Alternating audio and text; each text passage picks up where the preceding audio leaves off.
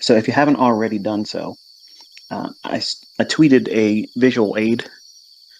I'll be referring to certain things. So that way, you can look at it while I'm talking about it, and I'll cue you up when to look at it specifically. But it's a chart that I tweeted as a visual aid. It's essentially the entirety of Friday's trading, and that way we can look at a couple things, and I'll share some market wizardry with you. But the discussion today is order flow and live price action. And you probably heard and seen and witnessed a great deal of things this week that were hopefully inspiring to you and encouraging, and hopefully also communicating that there is no noise or randomness in price action, even on a 1 minute chart. So I promised you last year that I'd sit down and I'd show you and walk through every individual 1 minute candle, explain what it should do, what it should not do. And that way it'll help you grow familiar with order flow without any other assistance, no other kind of gimmick that is used in trading, depth of market, ladders, and volume profile, all those things.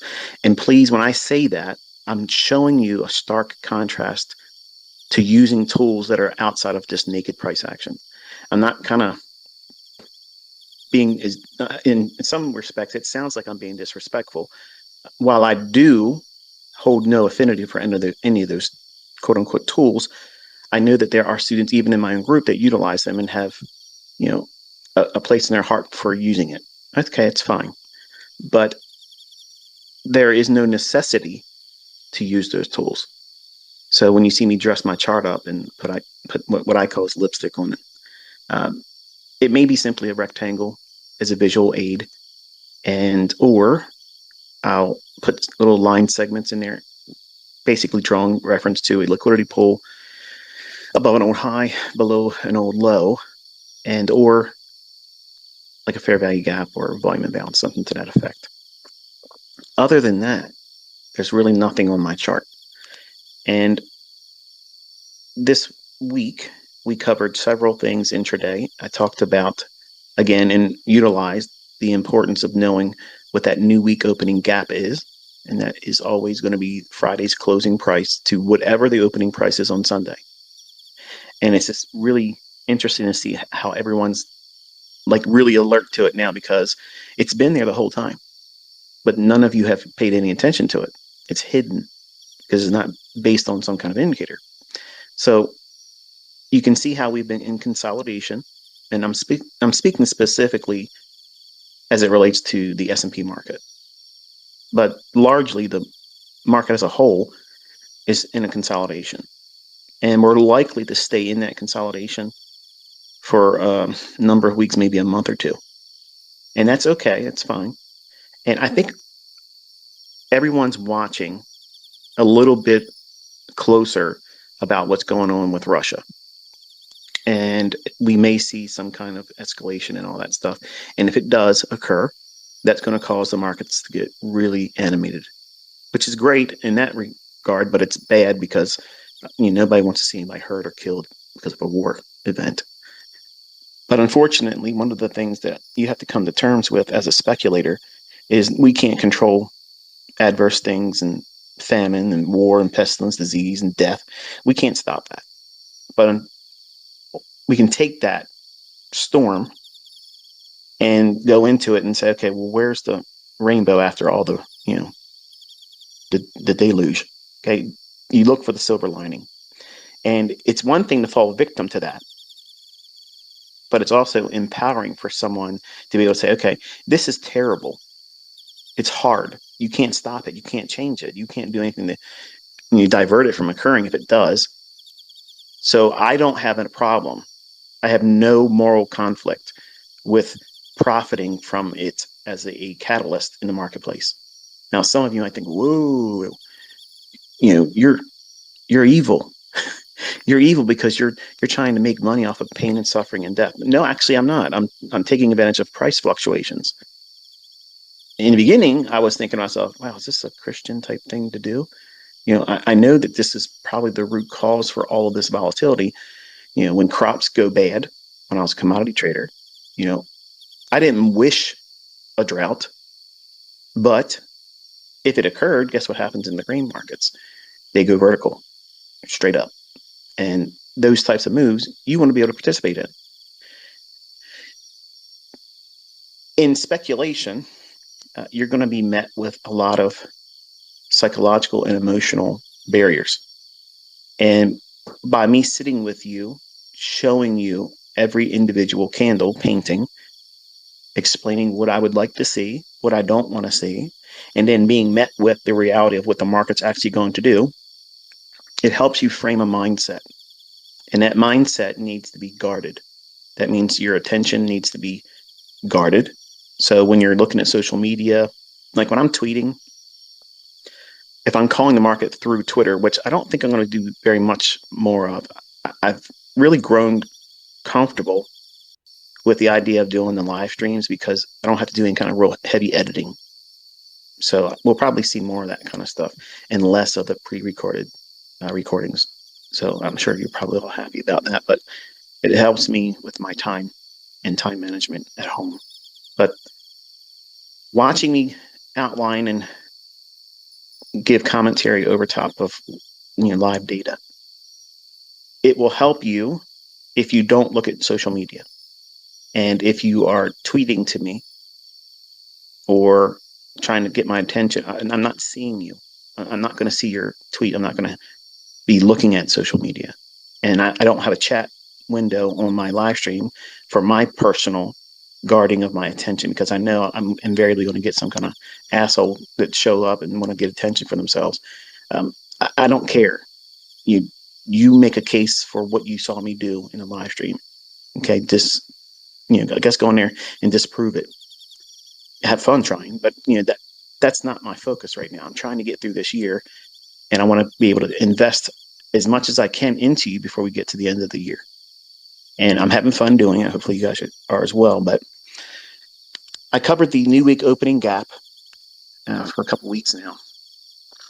My private students have known this. We've talked about this as kind of like a charter level education. And they, as charter members, they're learning equally just like you are. I'm expounding on something that I introduced to them. And now you're seeing the fruits of understanding what that is and what it can bring to you in terms of knowing what price is likely to do next with a great deal of probability. And what is that? I mentioned that the new week opening gap, which is the closing price of Friday, the previous Friday, and the opening price on Sunday, that range, whichever higher, Friday's close or Sunday's opening, and the midpoint, which is consequent encroachment. You want to extend those levels through the entirety of the week. Now, here's another factor.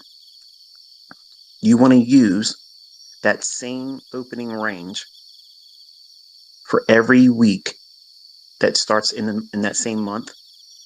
The algorithm will refer back to that within the same month. Now, there's a little bit of an overlap too. What happens if you're using, for instance, like we're in the first and second week of February? Are we just using 2? No, you go back as much as 4 weeks, because there's going to be rotation that the algorithm is going to refer back to. It's not always looking at the calendar dates like we would look at, like when January closes. Stop right now. This is a reminder, because I know some of you are just kicking back, eating potato chips, pork rinds, getting ready for the big game this week, and you're just chilling with ICT. If you're not writing this stuff down, you're wasting your time. You're not going to remember it. You will not remember it. So make sure you have something to write with and record what I'm saying. But you're having basically a rolling 4-week look back. It will, by default, encapsulate a monthly rotation in order flow that the algorithm will refer back to. What I mean by that, the new week opening gap, starting like this week coming here, when we see the opening price on Sunday, we are looking back the last 4 weeks. So there's going to be 4 weeks of new week opening gaps on a chart. You want to save a profile or a workspace or whatever else you would call it on a platform that's outside of TradingView. Whatever that medium is that you save your charts on, you want to set up a template that is for new week opening gaps. And you want to have the last 4. Now, obviously, you'll have a 5th because you're starting with a new week. So right away, you're probably thinking, oh, this is going to be a lot of stuff on my chart. It's actually not. It's actually not at all. So it gives you a X-ray view of how the algorithm will refer back to old areas of real fair value. That's not to diminish fair value gaps, because fair value is an evolving factor and principle in order flow. Now, when I say order flow, I am not referring to some kind of look inside the candlestick. If you're using this kind of chart, you're an idiot because I used to work at Berkeley's or Barclays or whatever it is. You've seen that guy on there on YouTube. He's always on my videos now. His ads are running on my stuff. But you don't need to have volume or the number of contracts recorded or shown inside of every individual candle. That's irrelevant. You don't need to know that. That is not necessary. But if you want to subscribe to that and believe that fairy tale that something's going to help you, you're welcome to do that. Go right ahead. But that is absolute bullshit. You don't need anything like that at all. You're looking for levels of premium to discount, time-oriented concepts and entry points and targets, inefficiency in price, and liquidity.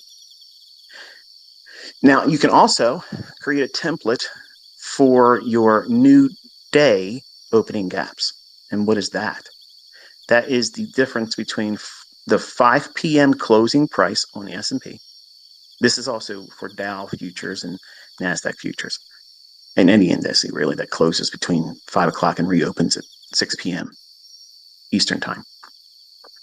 So the distinction for new day opening gap, which is always going to be abbreviated as ND,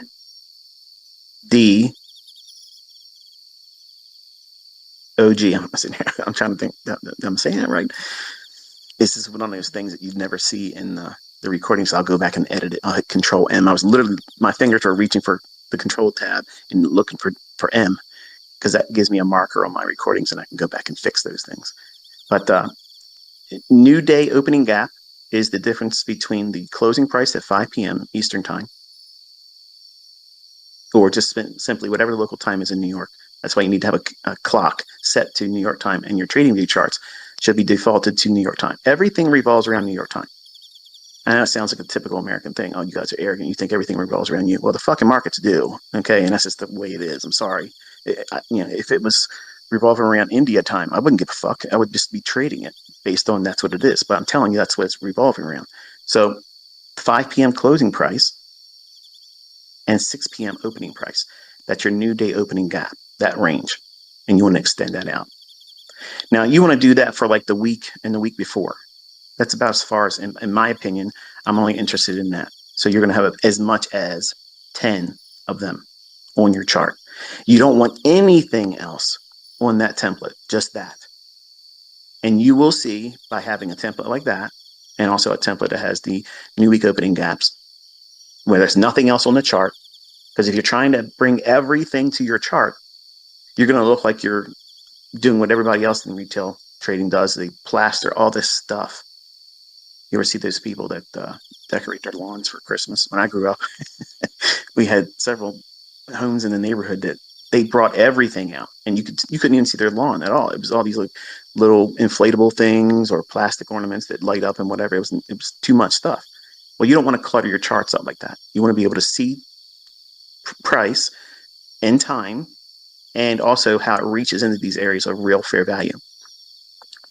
You'll be surprised to see how markets reach back to them, turn, gravitate back to them, turn, go through them, act as support, go through them, come back and act as resistance. You'll see real order flow.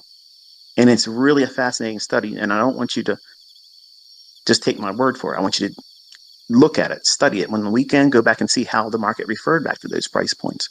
When didn't it respect it? When it didn't respect it, was it on the heels of a market report that was high impact or medium impact? All those things are important for you to journal. So when you're, I guess, screenshotting, or if you're printing, which I think is extremely expensive today anymore, when you're buying ink. It's better just to have in that opinion, in my opinion rather, for keeping screenshots and annotations, it's better to screenshot because it's more economical to do that. But I like, on the weekend, I'll print one chart out, and it's basically what I just shared with you. So what I do is I refer to that, and then I literally pencil in things that I liked seeing about price action. One or two things that I was expecting that didn't pan out, and anywhere that I would have taken a trade that was wrong. If I get stopped out, if I miss a trade, if it doesn't fill my limit order to get into a move, then I'll write down my observations and my thoughts about it. I don't go in and say, shit, I missed this fucking move. Why did I not do that? That's frustration. You don't want to record frustration. You want everything. You want to be writing a love letter to yourself.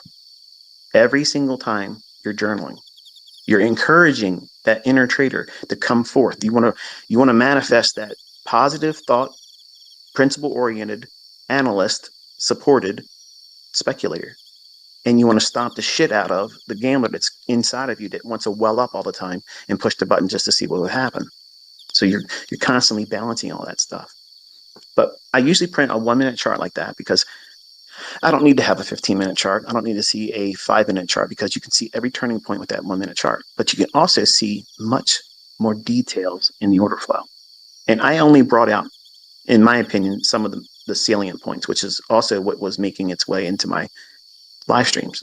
So you can see what I was referring to, points of importance to me, and what I felt that was algorithmic for future prognostication, which was told to you real time, either through Twitter or when I was doing the live sessions.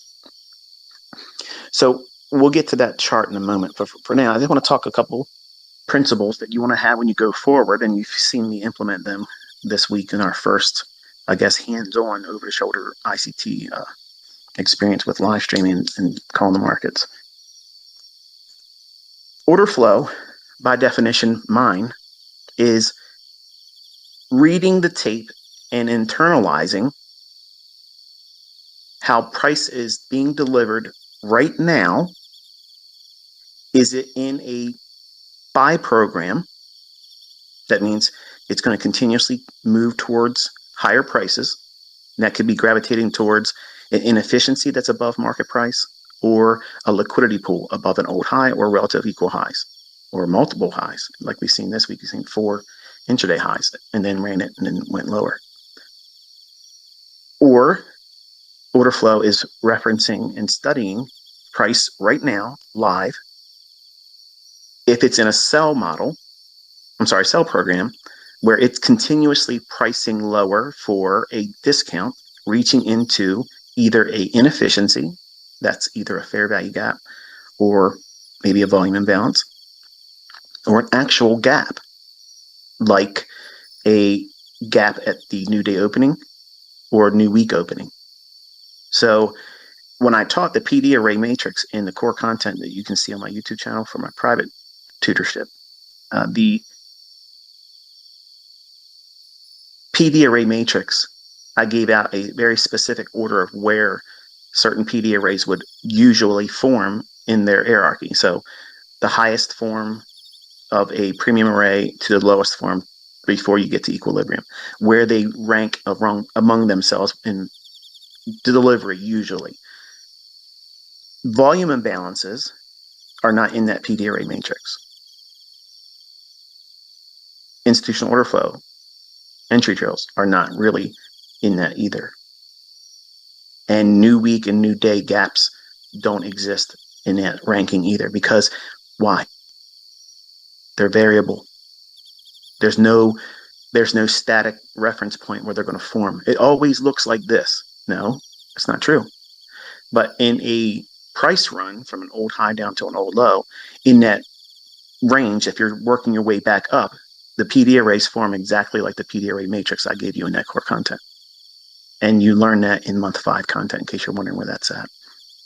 So just go to the month 5 playlist and go through that, and you'll see all that stuff there. But volume imbalances can occur anywhere in a price run. There's no hierarchy. There's no importance of it. forming above or below a fair value gap or a breaker. It literally can form anywhere.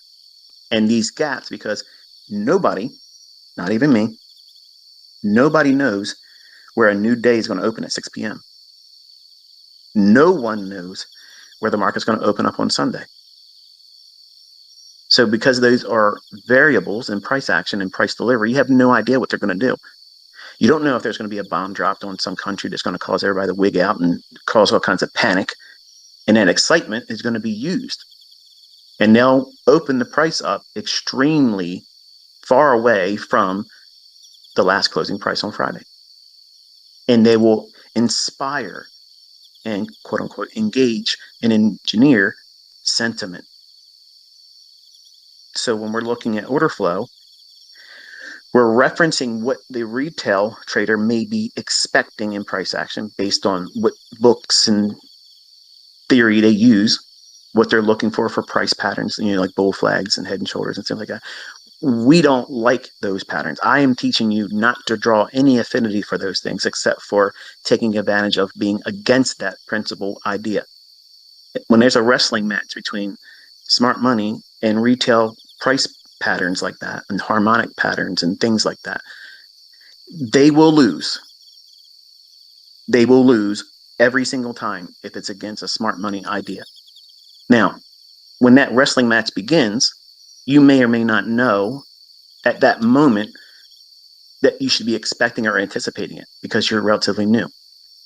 That's the benefit of seeing it over my shoulder. When I'm showing my charts and I'm talking over top of it, I'm giving you that 3 decades and 30 years of experience reading price action. You're seeing it through my eyes, and I'm doing my best, and I may not be effective, as much as I'm hoping to be, as far as articulating what should be happening next and what's going on. But over the year, listening to your feedback and such, I'll use it constructively if it's respectfully given to me. But there's also limitations as far as where I'm going to go and what I'm going to do. So, but real time, watching price, and as price is moving up, let's go back to that analogy of we're looking for higher prices. Let's assume for that moment, price is likely to go higher. It's going up to a premium level. It's going to a buy side liquidity pool.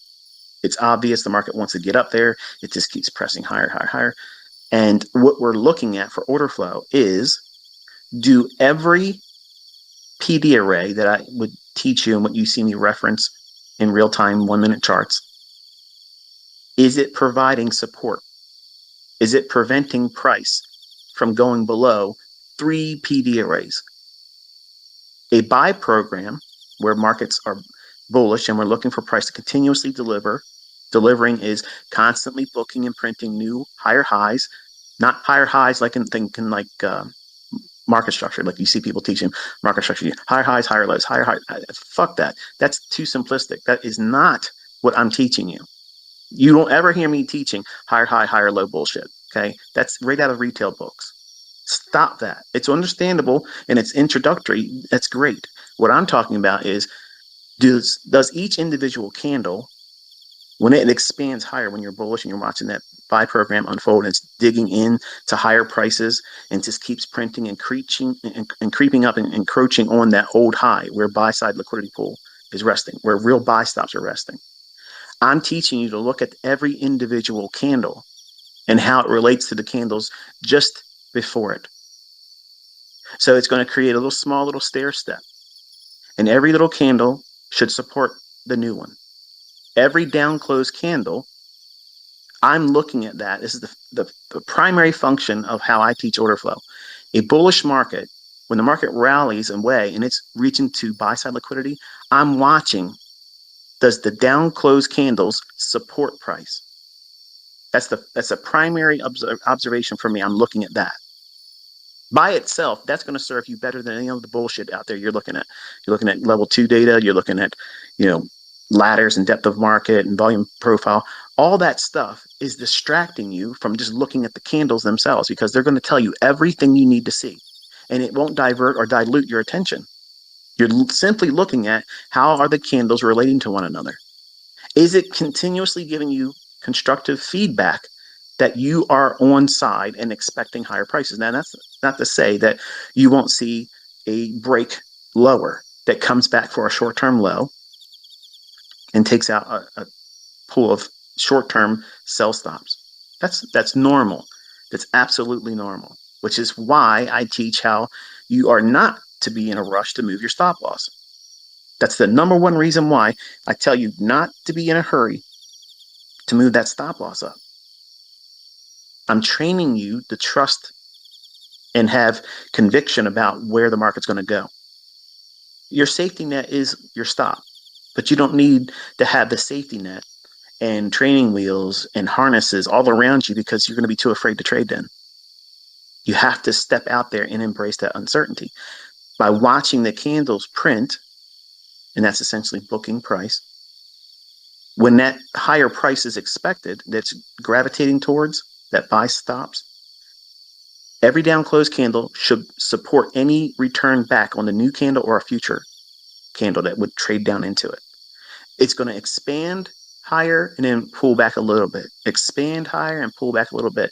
And the narrative behind what price is doing, you can read that and internalize how all the real order flow is coming in. I don't need a fucking chart to tell me how many orders were at every price level inside that candle. That's too much. That's too much information for me. I don't give a shit. I'm reading what the market's going to, I'm already going to know what the fuck they're going to be doing. I'm telling you that they're going to be buying here. Just listen to my commentary when the candles are forming. All right. It's going to go down here. It's going to stop here. I don't need to know what the numbers are, just like those reports. Who gives a shit what they say about the data? I don't give a fuck how many people lost their job. I don't know how many people's going to get a job. The employment data, it's all bullshit. It's old anyway. You can't do anything with that. So why waste your time on all that? It's extra shit. Focus on what matters most. That means the price right now. And as long as price is moving in the direction that you expect it to go to, down closed candles are supporting price. Now they can go through them. When would we expect price to go through them and not freak out?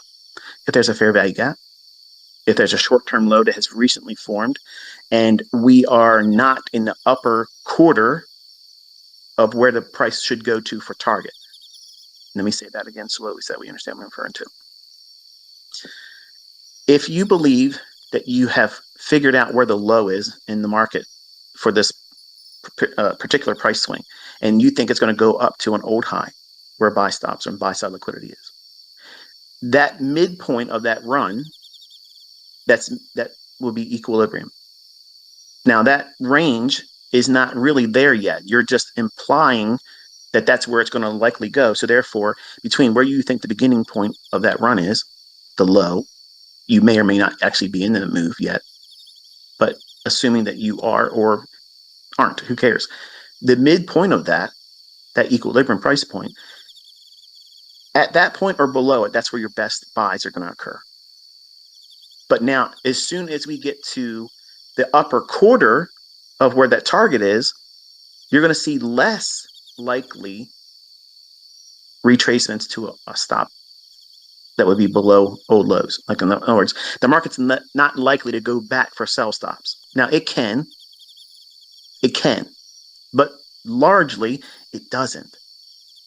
And this is getting back to when I was teaching you this week how to, when you're pyramiding and you're adding more to a winning trade and you're building your positions up, as soon as you cross the threshold of the opposing side of that discount to premium or premium to discount range, and we're going to use the analogy I'm talking here, we are in a buy program. That means they're expecting higher prices. It's going to go to a premium inefficiency fair value gap or an old high to run out stops. So that's the magnet, that's the draw on liquidity.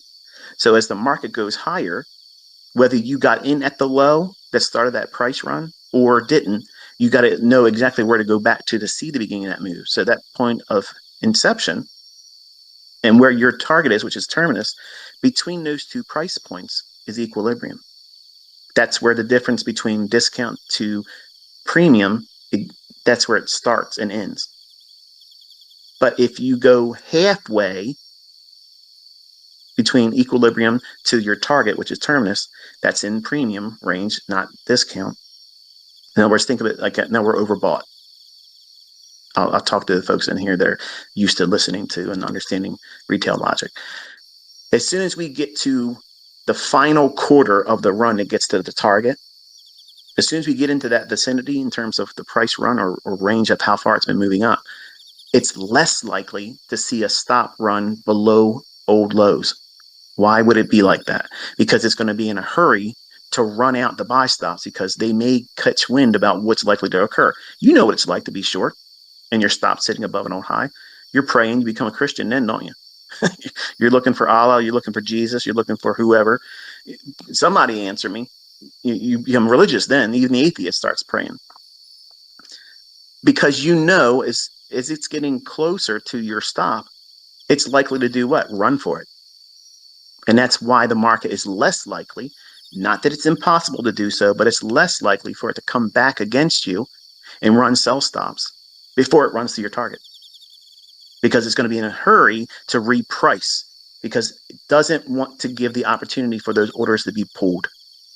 Close the trade and collapse and reduce the amount of liquidity for smart money traders. That's why the algorithm's coded that way.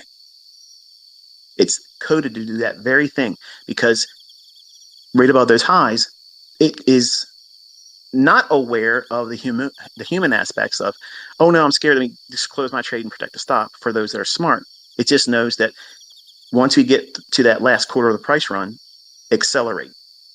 Boom, boom, boom, boom. That's why you see me talking about, and you see me here now this week, and you watch me do recordings of executions. I'm looking for speed. I'm looking for the big range candles expand up and run into that liquidity. Pow. That is a purge of liquidity. Stop calling it a liquidity grab. That pisses me off.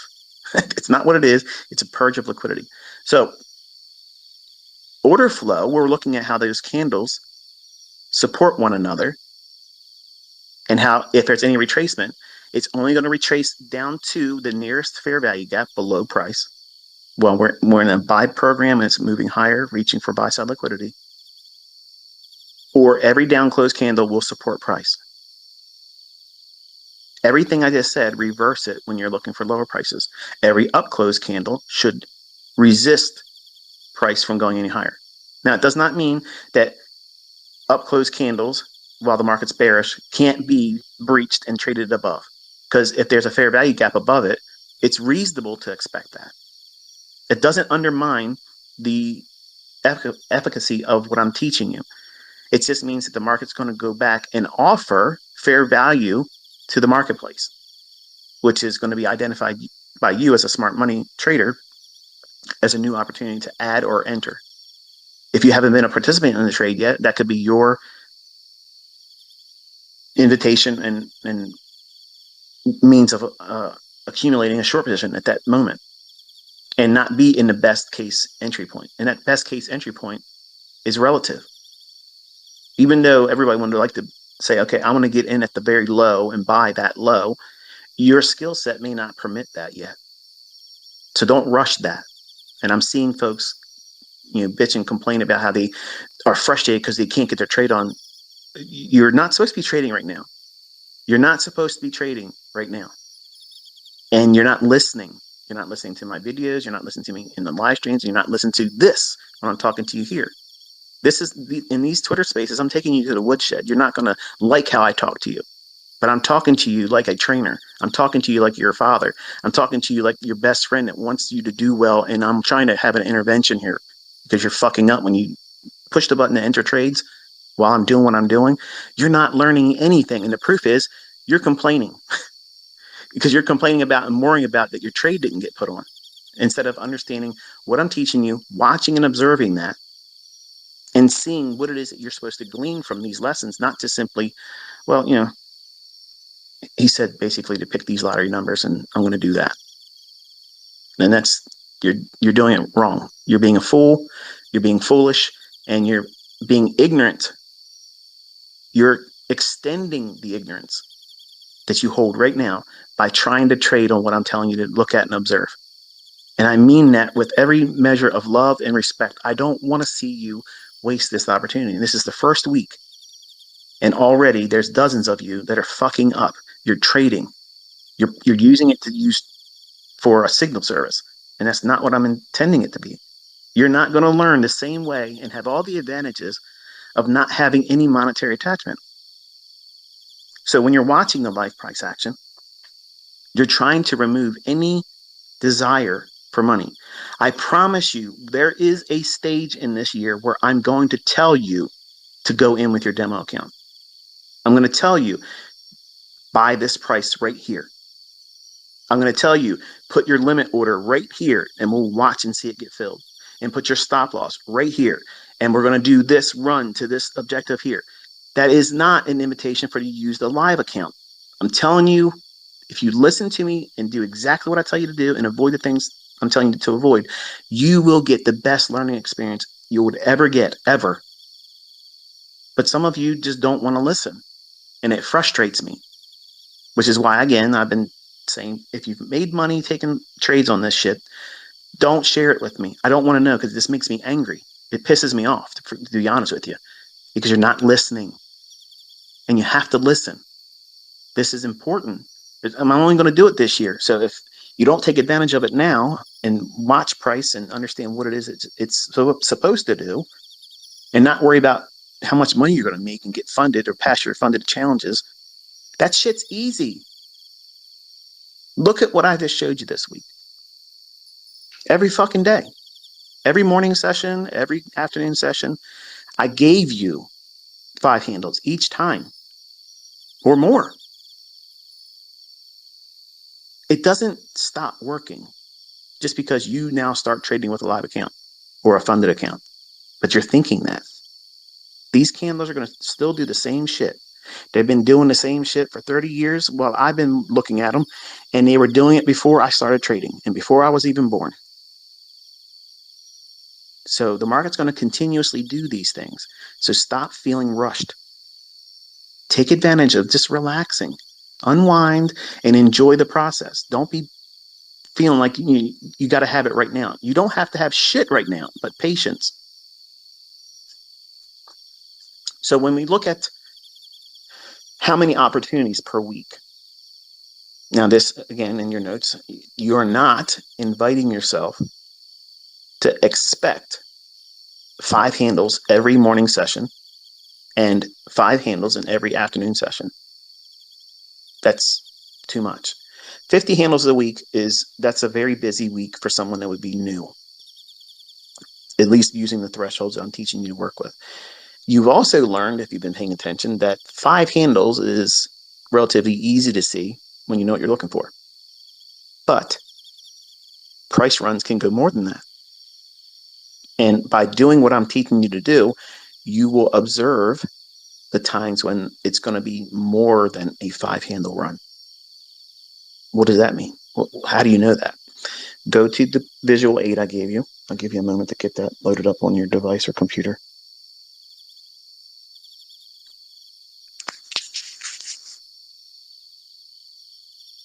I can already hear people bitching now. You should just do this on a live stream.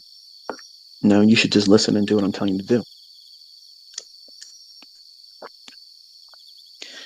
All right, so I gave you a chart of Friday's trading, and you can find that on my Twitter. It was probably maybe 1 or 2, no, like 2 or 3 tweets back. It'll say visual aid. And it is the 1-minute chart of February 10th, 2023. And if you look at the far left, there's a dotted line vertical line says New York 9:30 opening. And on the far right-hand side is a vertical dotted line that says the 4 p.m. close for New York. In between those time intervals, you're looking for 5 handles as your initial baseline measurement for progress. You are not to be expecting, like I'm seeing some of you, you're not to expect to be able to pick out the 4069.75 low that I annotated early in the morning before the New York session. During the London session, I was talking to everybody on Twitter. You're not expected to know the 4104.25 high. The importance is to know how many times by looking at through this entirety of price action from the low to high across the full spectrum of 9:30 opening to 4 p.m. close. This is the canvas that you're working with every single day. You, as the trader, need to look at this and say, what does this life that I'm living right now and leading, what does it allow me to trade? Does it allow me to trade the first half of this before 12 noon New York time? And that would be the morning session. Or is it more appropriate for you to be trading in the afternoon? Either one's fine. One doesn't have any better opportunities. They all have opportunities. But to help you frame your approach to trading and build a model that's unique and permissible for you, that your life and the requirements in your life will allow for you to engage. It may be that you can only do it 1 or 2 times a week. Okay, those 1 or 2 times a week is just fine. That's fine. Because once you start doing this, okay, because right now you're saying, my job, man, it just won't let me do it. I have school. My wife doesn't really support this idea yet. My husband, he thinks this is bullshit. I'm not going to try to convince him because I tried. He won't let me do it. And you don't have much time. Okay, that's fine. All that shit goes away when you start making money. Okay. Once you see that you can pull these setups and opportunities out of the marketplace consistently, your job that you think is the most important thing right now that controls every aspect of your time, that shit's going to fall secondary. You're thinking right now, I'd like to learn how to trade, but I got this job. I'm afraid to lose everything. I'm afraid to take a risk. And okay, entrepreneurs, here's the difference between an entrepreneur and someone that's going to be in the rat race forever. The entrepreneur tests to see if there's opportunity. Once the entrepreneur sees there's valid evidence to support that they can absolutely be profitable doing it, the job that they hold as their shield, their pillar of insurance, they hold on to that. That's their fortress and high tower they run into when things get rough. At least I have my job. Fuck that shit. That job is not guaranteed. Just like your next trade isn't a guarantee in winning. But see, you think that your job, that's a safe thing. That's a fortress of solitude. It is a bunch of shit. It's slavery. They have literally brainwashed you into thinking that that is what you should accept. And I'm telling you, that's not what you should be accepting. You're being limited. Your entire life is being held back because of that fucking job. You can only make what that person that employs you tells you you're going to make. You can't make any more than that unless they're nice to you. And this is what they've been teaching you. If they're nice to you and they let you get some fucking overtime so you can make the Christmas bills that you create for yourself. I know I used to do the same shit. Beg and plead, hey, can I have some extra hours? Can I please slave for less than I'm really, should be expecting as income? Let me prostitute my time some more and be away from my family some more for a little bit more money, for 1.5 times of the bullshit pennies that you give me. When you start seeing that you can do this, that fucking job is going to be secondary now. And that's exactly what you want. You want to do everything that beefs up and fortifies what you're doing as an investor. Because as an investor, there is no ceiling. There is no limit that you can say, okay, this is as much as I can earn. Who says that? Who says that you can't do that? Who says that you can't make $10,000 a month? Who says you can't make $10,000 a week? Who the fuck said you can't make $10,000 a trade? Who's saying you can't? The only person that can stop it is you. You. The same person that's saying, I don't like having to go to work, but man, I'm glad I got my job right now. What would I do if I didn't have my job? What the fuck would you do if you didn't have your job and you're earning money from your investments? That's the question you should be asking. Flip it. Instead of saying, what would I do if I lost my job? That's an abusive relationship and you're fucking holding on to it. You need to look at this chart right now. One of these two areas in the day, that's your home. That's where you're going to start. At your next home that you're going to move into, mentally, psychologically, and you're going to live there. You're not going to give a fuck what the neighbors are doing in the morning session if you're trading in the afternoon. If you're trading in the morning session, you don't give a fuck what your neighbors are doing in the afternoon session. You're picking one. You're going to become a specialist in this, in that specific time of the day. And you're going to look for 5 handles. This is how you progress. This is how you go forward. Observing price action and keeping in mind what a 5 handle run looks like. And you're not going to be limited to 5 handles. You will learn how to do 20 handle moves, 50 handle moves, and like you've seen me many, many times execute on over 100 handles. One trade. Full pull, no partials. Partials are for you.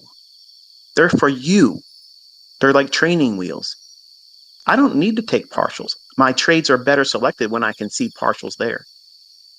That way, if something comes in where I can see maybe something's coming into the news wires, where some unannounced event. Biden's got he's getting ready to have a unannounced press conference. Oh shit, what's this fucker going to talk about? Then I can look to say, okay, let me scale some of this stuff out at logical places that would be profitable for me. But my trades I don't need to be taking off partials. I explain and show you that because you aren't me. You don't have 30 years experience. You don't know and how to trust and have the conviction to hold to your target. I do. I'm going to teach you how to do that. But I can't teach you to do full pulls on your trades when you haven't even learned how to, number one, master yourself, get yourself in a position that you can be trained and learn. And then you start small. 5 handles is easy. 5 handles replaces your fucking job. I don't care what you make. You can be a surgeon. I have them. 5 handles, you can make more than that surgeon earns in a year. All the heavy lifting is done by money management. You just need to have the cookie cutter that repeats over and over and over again. This thing that you keep doing, that's your multiplier. 5 handles right now is easy for you to learn to do. It's not easy when you first start. But if you look at these price ranges in the morning session and the afternoon session, there's several 5 handle runs in there. Easy ones. The problem is you want more right now. You're holding yourself to an expectation that you are not realistically going to meet. And then you're wondering why you're depressed and anxious. You're feeling rushed. You're weighing yourself against what you think you should know by now, and that's bullshit. There's only been 1 week. 1 week, and you think you're supposed to quit your job and be able to double your fucking account in a month. That's not practical, man or lady. It's not something that you should be aspiring to do right now. Can you do that and eventually over time? Sure you can, absolutely. Let it be a goal that you work towards, but you have to place time and experience and invite the opportunity for that experience to come in and build before you take on those monumental projects and goals for yourself. But the first thing you're trying to learn how to do now is find the setups that repeat. And then once you find that one that repeats, you will learn how to trust it because you see it happening every day. Every day it'll be there. I promise you. Scouts Honor, you will see a fucking 5 handle run every day. Every day. Every fucking day. If that market's open, 5 fucking handles is laid in front of you every single day on a silver platter. You just can't identify it right now. And that's absolutely normal. That's normal. There's no reason to be anxious about that. But at some point, you may be forced to make changes in your personal life to be able to do this.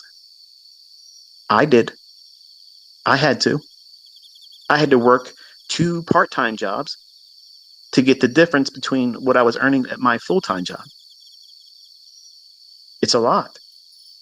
One job was across town. One was real close to my home. One paid next to nothing, but those hours were permissible because of the times I'm trying to trade.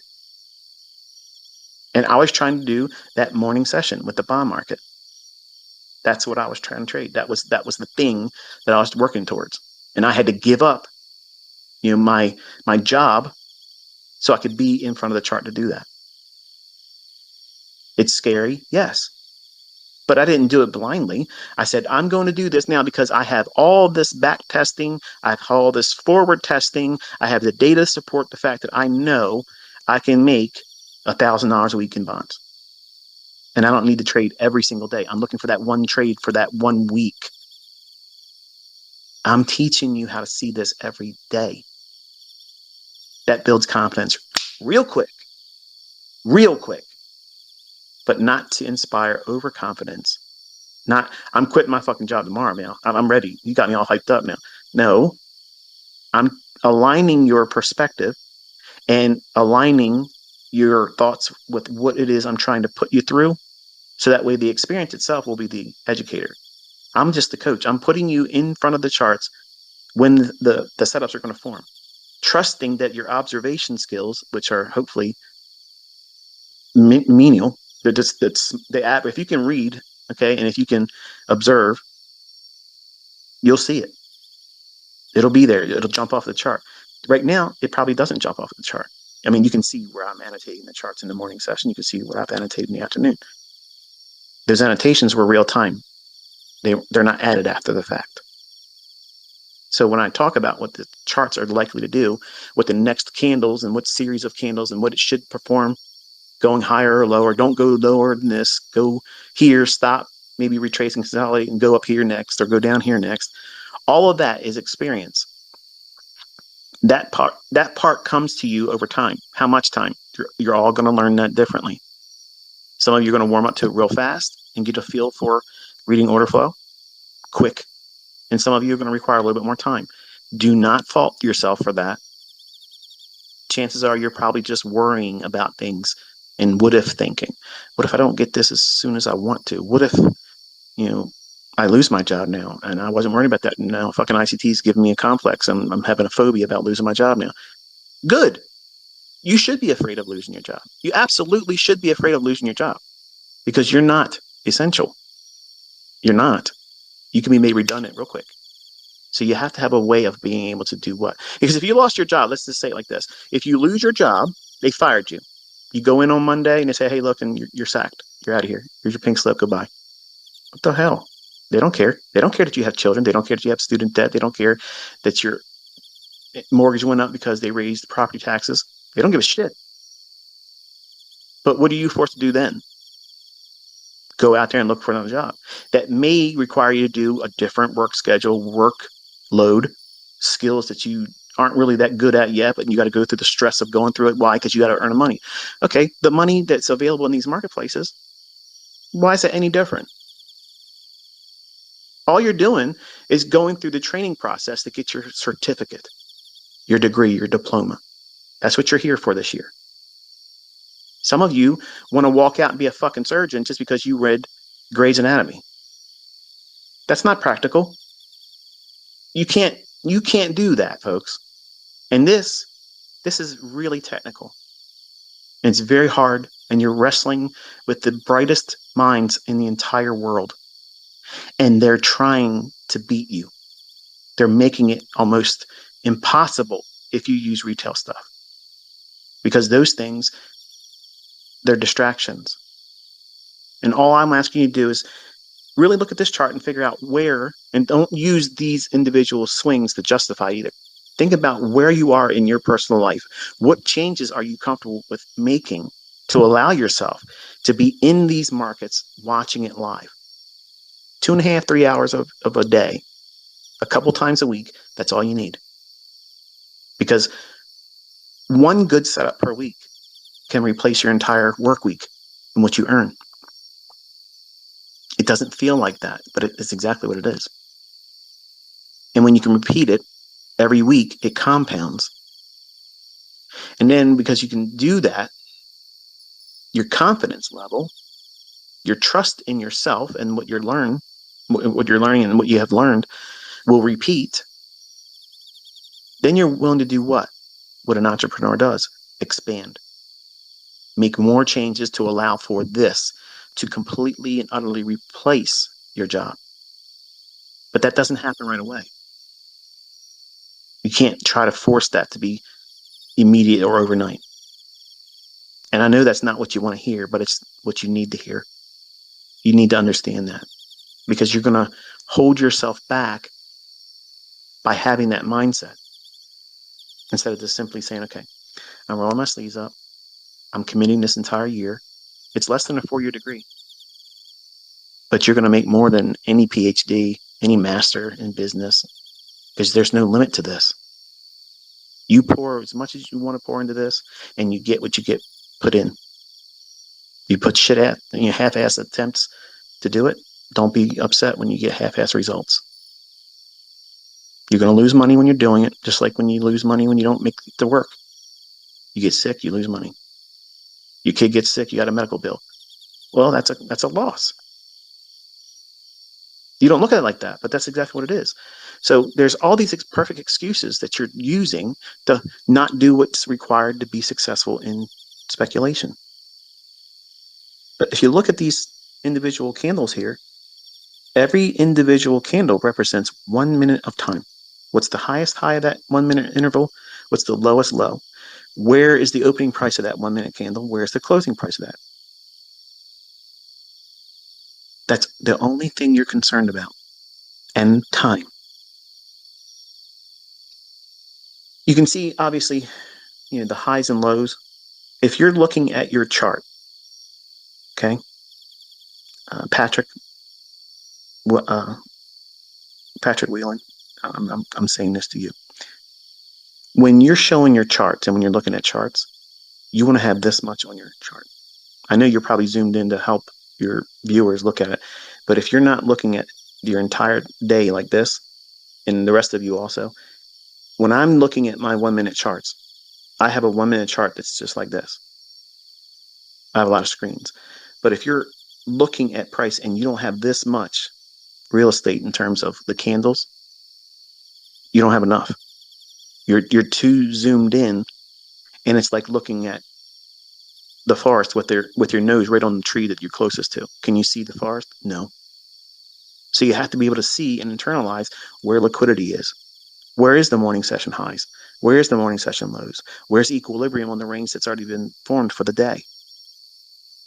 Where's the liquidity pool that's just beyond what your chart's showing right now because you're too zoomed in, and you're surprised, like, oh shit, what just happened? Why the hell did that just happen? Where did that move come from? You're never going to hear me say, and you've watched me do it now. Do you ever hear me say or hear me show a mannerism like, oh, what the fuck? Oh shit, where the fuck did that come from? I'm not surprised. I'm not fucking surprised. I'm expecting, I'm anticipating. I'm already in the future waiting for price to get to where I am. You're going to get to that point too. You're not going to be surprised. You're not going to be gasping in panic and having anxiety attacks because you're watching real-time price action. You want to anticipate how price is going to deliver based on the concepts that I'm sharing with you. And over time, you're going to get better at this than you probably expect to. And that's going to be a wonderful testimony that I can't wait to hear from you when you share it. So let's get into the details here and give you some practical things to look for. Obviously, I gave you the 4069.75 low in the London session, near the end of the London session on Friday, before New York session even began. And I'll show you all that detail in the analysis in the charts on Sunday. So that way I'll show you where that price level came from and why I felt confident in sharing it with you. And then now I'm going to talk about the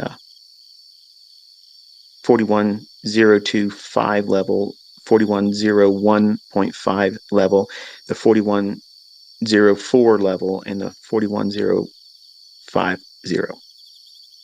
That is a layered area of liquidity. Above what? If you look at the 130 highs, and in your chart, it's going to be real close to where it says high of day. Go down a little bit to there's a little red line and go to the right end of that red line segment. That high right there at 1330, which is 1:30 New York local time.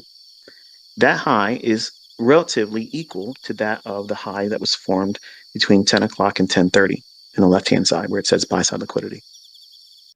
The fact that the 1330 high running above 4100 breached the high that was formed between 10 o'clock and 10:30 on the left-hand side where I have buy side liquidity, that in itself is too shallow of a run. Notice how it just went up there a couple times at around 130, ahead of 130. Just a few candles went up there, and then we moved from that high down to around 40.82 at 2:30 in the afternoon. See that? When that retraced, I had a stop loss on my one singular account or one singular contract in my account, and it went to 40.84.50. That was where my stop loss was. And I was willing to let it come all the way back down there or see my limit order filled at 41.01.50. Now, the high of the day, right around that 130 high, was exactly 41.01.50. But the difference between the bid and the ask wasn't allowing that limit order to be filled. So the lines portion of the trade that was taken and accumulated around that the largest rectangle that's pink between 12 o'clock and 1 o'clock, I was going long in all that, using that fair value gap high as support, expecting it to rally, and then using the longest blue rectangle in the left-hand side of the chart between 11 o'clock and 13 or 1 o'clock, waiting for that to see price rip through that and attack the buy side liquidity resting around 40.95. And it dug into that and then reached up above the highs that was formed between 10 o'clock and 10:30 in the morning. That shallow little run in that deep retracement all the way back down into 40.82 and a half or so, whatever it was. Basically the 14:30 low, 2:30 low in New York local time. I felt that we would potentially run that 4100 a little bit more meaningfully because it's Friday, because they left those highs, because the bump above it at 130, which is the 1330 time at the bottom of that chart, it only went above it a little bit. So because that's a high of day, and it was only ran out shallow, little bit above the previous high it was formed at 10:30. That means there's going to be what? Traders feeling very confident that it's not going to go up there. So what's going to be residing above that? Buy side. More buy side. And it's going to be above the high that forms at 13:30 or 1:30 in the afternoon, New York local time. So we would be expecting it to go above that. So now fast forward to 14:30 in time at the bottom of the chart. That's 1:30 New York local time. That low at 14:30, which is around the price level of almost 40.82.00. The high prior to that low, which forms between 1400 and 1430 per time, so 1 o'clock and 1:30, I'm sorry, 2 o'clock and 2:30, there's a short-term high that formed around 4090 price level. This would have been so much better if you just would have done this on a live stream. I know, I hear you bitching. This is better for you to learn this way. I'm putting you in the chart instead of just casually Netflix watching me. That price leg from 40.90 or thereabouts between 2 o'clock and 2:30, which is represented in this chart by 1400 to 1430 in the time axis at the bottom of the chart. So price level 4090 high down to the low at 1430 or 2:30 in time at 4082. I think it's a quarter there as the price low.